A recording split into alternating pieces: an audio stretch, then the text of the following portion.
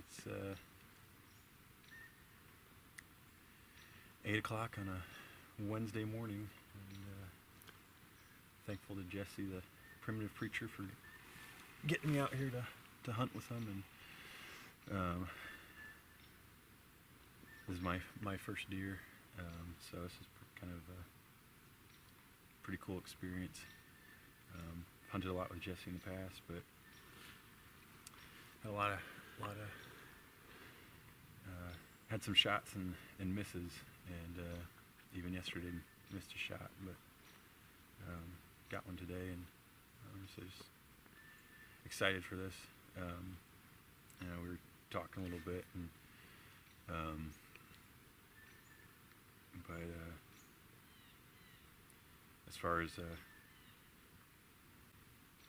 this was fun because where we were set up was actually really close to where the deer were traveling this morning, so they came really close, and almost too close. It was like so close we could hardly move.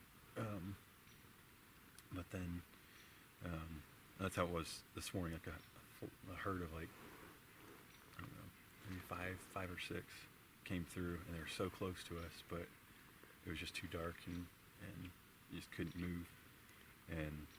But then 3 more came through maybe a little while later, and this one stopped long enough, so it's exciting.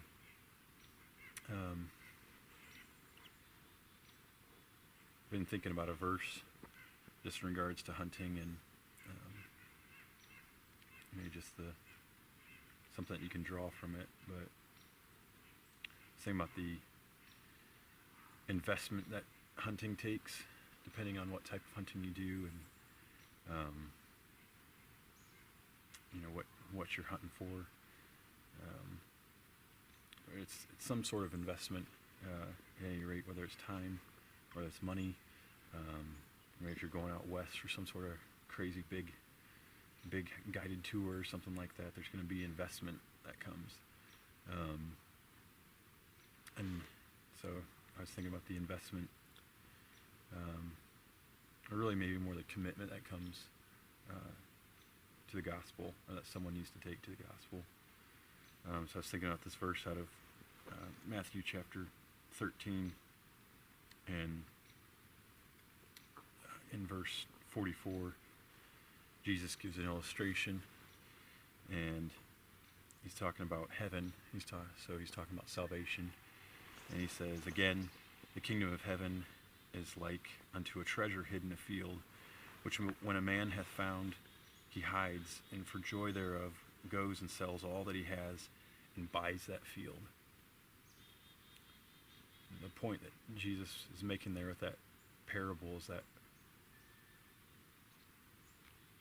if salvation is important enough to a man, then he's going to sell everything that he has in order to get it. I mean, it's eternal life. It's being right before God. And for some people, that just takes a long time to click.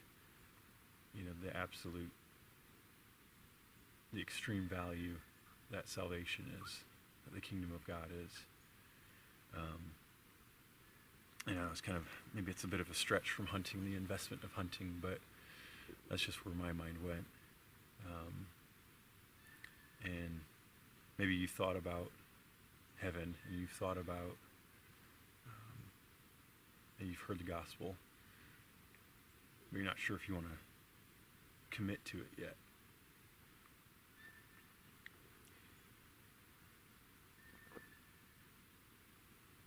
That's what the gospel takes, is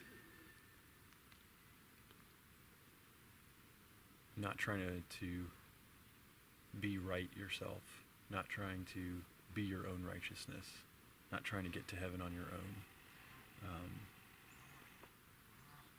We can't be good enough. There's not enough good things that we can do.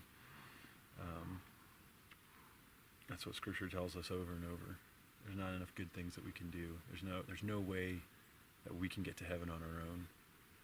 Jesus said, "No man comes to the Father but by me." So when he gives this illustration, he says says salvation, kingdom of heaven, it's like treasure in a field. It's this treasure that this man finds, that Jesus gives in this illustration.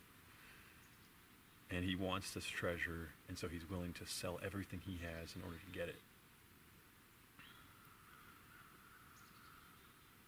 So, some things to think about maybe is the gospel something that you're willing to put aside everything else for?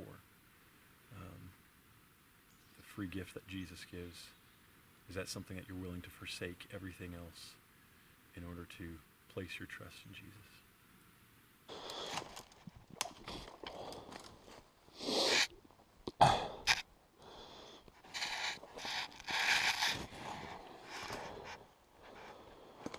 Oh, there's the line.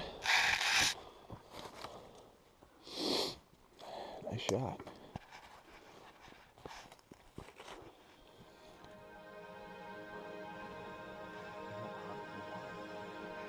Probably lungs.